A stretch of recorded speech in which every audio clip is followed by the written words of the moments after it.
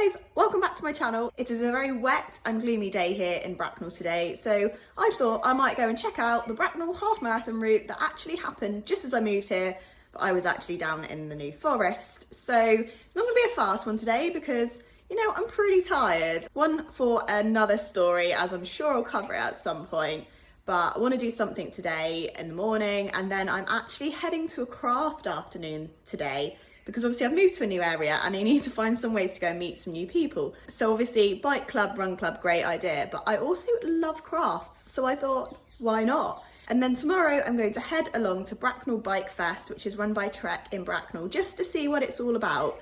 And then somehow the weekend's already over.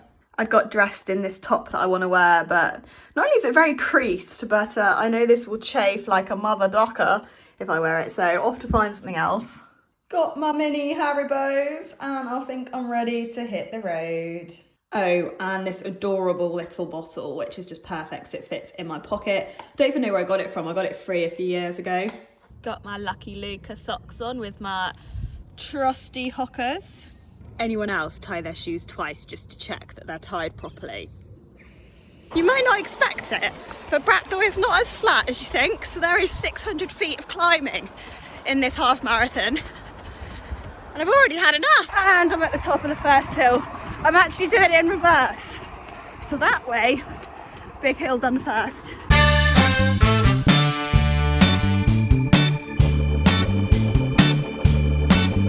One thing that is quite interesting about Bracknell is how many underpasses there are. So there's so many busy roads and all of them have an underpass at every roundabout. Good to know I can get the bus home if I need to. So what am I listening to while I'm running? Well, Cade Media podcast for this week will get me through the first half and then we shall see. I don't know how far in I am because I don't want to look. So what's really nice, it all seems to be, except from the busy roads at the start, on footpaths. What a great way to explore a new area. I ended up running nearly right past my work because I've been to this pond a few times on my lunch break. And one massive final climb before we go down into Bracknell. We are done. And we are in Bracknell city centre. And I am off to Primark and then off to find some food. I actually really enjoyed that. Upset a man coming through the park because I decided to go through instead of letting him go through, but I was running. I don't know. Either way, I said sorry and thank you.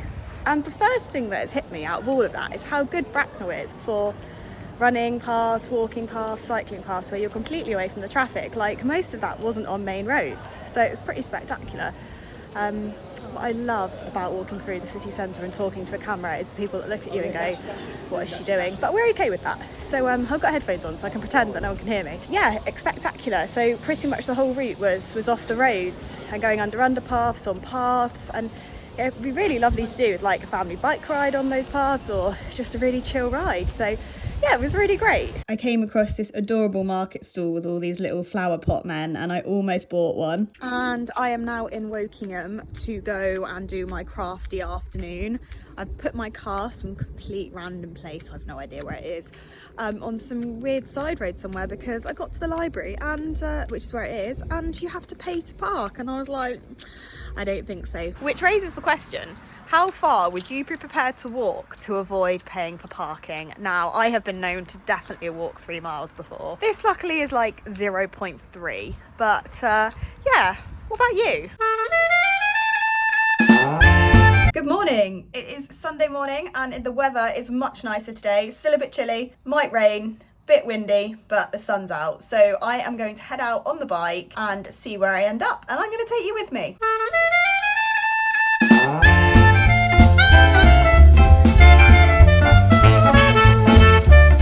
Extremely windy. Wow.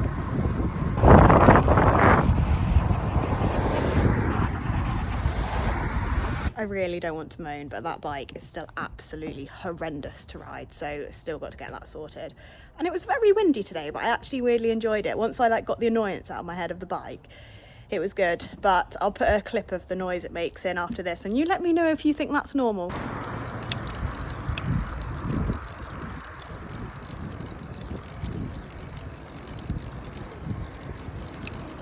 And I am now rolling down into Bracknell to go and see what this Bracknell Bike Fest is all about. However, it does finish in like 2.5 hours, so I hope I haven't missed it. I'm also hoping there might be a bike mechanic down there.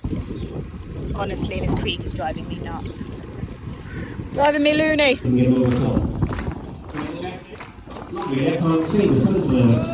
Wow, we're just there, yeah? Up and down, perfect smile, Jack. It's a better view. Here we go. Here he goes, off the top. Oh!